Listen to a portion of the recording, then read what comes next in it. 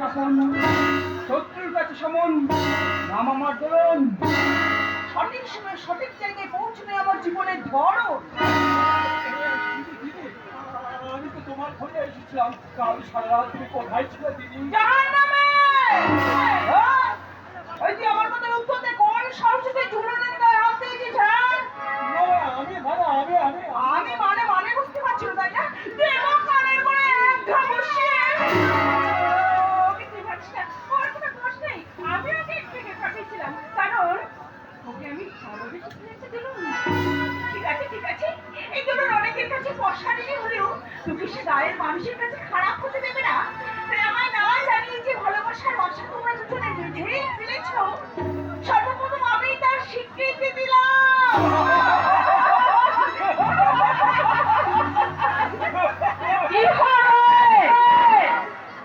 এই বাড়িতে এত হাসির ঘনঘটা কেন?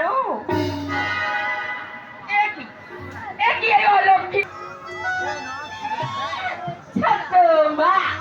বলি আমার নামে বাবার কাছে কান ভারী করে আবার এইখানে এসেছে এই যে ঝুলনের সঙ্গে ষড়যন্ত্র করতে। দিদি, দোলনদি ঝুলনের সঙ্গে কি ষড়যন্ত্র করেছে সেটা আগে বলবে নাকি? তুই চুপ কর। কোথা থেকে এলো সাক্ষী আর খেয়াল নাকি বলে পক্ষী? শোন, এই আপদ আজ আমি বিদায় করে ছাড়ব। এই বেরো বেরো লক্ষ্মী ছাড়, বেরো। কোথায় যাবো ছোট মা? কোন ছেলেবেলায় আমি আমার গর্ভধারী মাকে হারিয়েছি। আত্মীয়-স্বজনরা ভুলে কেউ খোঁজ খবর করে না। দিদি, আর তুমি যদি আমায় চালিয়ে দাও, কোথায় যাবো? এগিয়ে দেখে আমাকে বলতে পারো ছোট মা? কোথায় যাবে তা আমি কি করে জানবো? ওই যখন হালদার বাবুর সঙ্গে ফষ্টি নষ্টি করতে গিয়েছিলি, এই তখন কথাটা মনে ছিল না? তাহলে যা শুনছি সব ঠিক। হালদার বাবু তোমাকে দেখে নিয়ে কানে পুষ্পাঞ্জ দিয়েছে, কিন্তু চরণ হালদারকে আমাকে কথা দিয়েছিল সেটা বাবার চলার পর পরিবর্তন করে দেবে। ও, আমি চলে আসার পর তাদের আসল রূপ আবার বেরিয়ে পড়েছে। কাল যদি হয় এই দোলন শুরু করবে তাদের বিরুদ্ধে আর ধ্বংসের খেলা। অন্যায় করে আবার বড় বড় কথা। এই মুখ পুরি হতচ্ছাড়ি, এই তুই তোর মায়ের লাঞ্চ, সেই তোর মা যেমন এই লোকের কাছে হাত পেতে টাকা দিয়ে সত্যি কন্যা দেখাতো। আমার মায়ের নামে তোমার মুক্তি রাখতে পারছে কথা আমি শুনতে চাই না। এতদিন আমি তোমাদের অনেক অন্যায় অত্যাচার মুখ বন্ধ করে সহ্য করেছি, কিন্তু আমার মায়ের নামে একটা বাজে কথা বললে আমি তোমাকে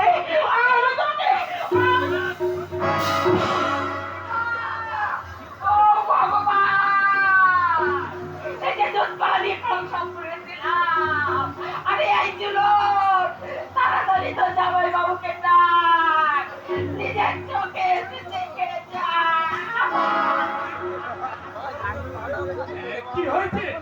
কি হয়েছে শর্মিলা? তুমি এমন করে চিৎকার করছো কেন? জিজ্ঞাসা করো তোমার ওই সতী মায়ের সতী বেটি। এই এক লোকের সামনে আমাকে কি মানায় না, মারলো গো। বাবা, তুমি শুনতে পেলে বাবা? আমার মাকে তোমার সতী বলে ছাড়তে হচ্ছে বাবা। বাবা, সেই দিনের সব কথা তুমি ছিল বাবা, তার আজ তুমি চুপ করে দাঁড়িয়ে আছো। বলো না বাবা, বলো না বাবা, তুমি বলো না আমার মাকে সতী ছিল না? আমার মাকে লোকের কাছ থেকে টাকা দিয়ে তার সতীত্ব বিক্রি করতো বাবা। তুমি চুপ করে দাঁড়িয়ে থেকো না বাবা, সবাইকে সব সত্যিটা বলে দাও। তুমি চুপ করে দাঁড়িয়ে থেকো না। তুমি ও মেয়ের সাথে বর খাও, তবে আমার নামও শর্মিলা। এই কাল সাপ আমি আর ঘরে রাখবো না।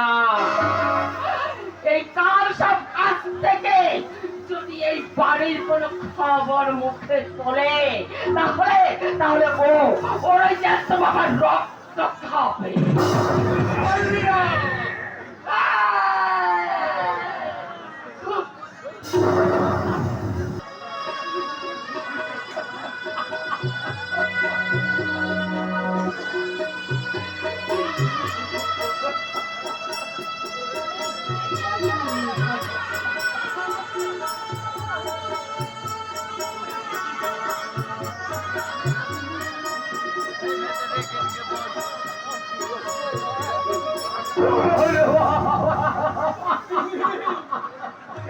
কেন এইভাবে নিজের জীবনটাকে তুই অনেক মানুষের জমি জায়গা, এমনকি আমার জমি জায়গা ওই শয়তান হীরা ভান্ডারের হাত থেকে বাঁচাতে গিয়ে তুই যে নিজেই আজ বাস্তু হয়ে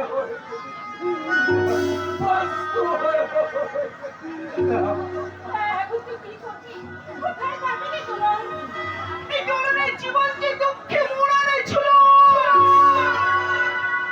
সে কোন ছেলেবেলায় আমার গর্ভধারী মারা গেছে। বাবা বাবা তার কিন্তু স্ত্রীর ভয় আমার কাছে আসতে পারে না। কিছু বড় মায়ের সুন্দর ওষুধের দুধরা আর ছেলেবেলা থেকে যখন আমি মা বলে রেখেছে, সেই মাই দিয়ে গেল বাবার নামে কঠিন দিব্যি। তুই বলতে পারিস রে ভাই, তুই বলতে পারিস।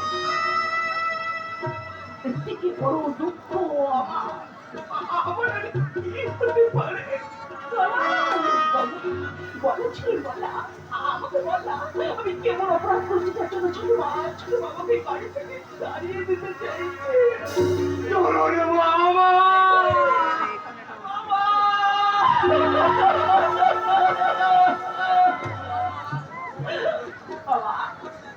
বাবা ঈশ্বর ঈশ্বর আমার ইচ্ছা করে জানি রেখেছেন, তাই হবে বাবা। ছোট মায়ের কথা রাখতে এত আমার জীবনকে অক্ষত রাখতে তোমার এই অভাগিনী ধরনের এই মুহূর্তেই বাড়ি থেকে চলে যাবে বাবা। এই মুহূর্তেই বাড়ি থেকে চলে যাবে।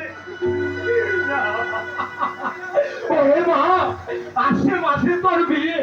ওই ভগবান দাদা সব কথা শুনে তোদের বিয়েতে মত দিয়ে দিয়েছে। তুমি ভগবান কাকে জানিয়ে দাও বাবা, এই মুহূর্তে বিয়ে করা আমার পক্ষে কিছুতেই সম্ভব নয়।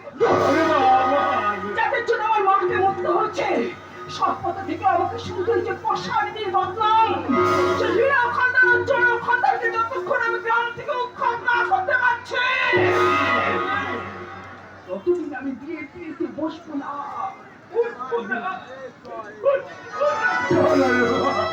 কিন্তু তাদেরই তোর ভগবান কাকা তোর কাছে হেরে যাবে রে মা। তাই বিরহ নয়, আমি যে মিলন চাই রে মা। আমি অনেক আগে এখানে এসে তোদের সমস্ত কথা শুনেছি, তাই এই সংসার তোকে বিতাড়িত করলেও আমি তো ফিরে যাবো আমার সংসারে। লক্ষ্মীর আসনে প্রতিষ্ঠিত করতে আজই নিয়ে যাবো আমার ঘরেতে। সমাজকে কুলুষ মুক্ত করতে তুই প্রতিজ্ঞা নিয়েছিস, তেমনি করে সংসারকে সুসজ্জিত করতে আমাদের জীবন জীবিকা প্রতিষ্ঠিত তোকেই যে করতে হবে রে মা।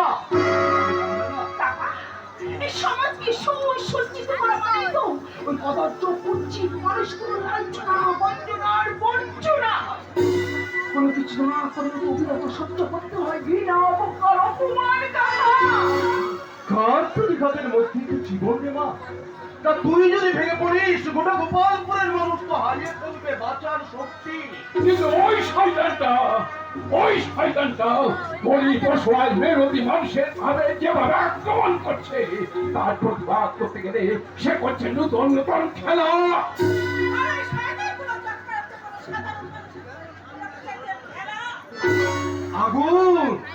আগুন করে ছাই দিয়ে চাপা রাখতে চাইছি, আর আমি সেই ছাইকে সরিয়ে দিয়ে নতুন করে আগুন জ্বালাতে চাই। তাই তো এই মাসের মধ্যেই হবে আমার অমিতার সঙ্গে এই দরুন মায়ের বিয়ে।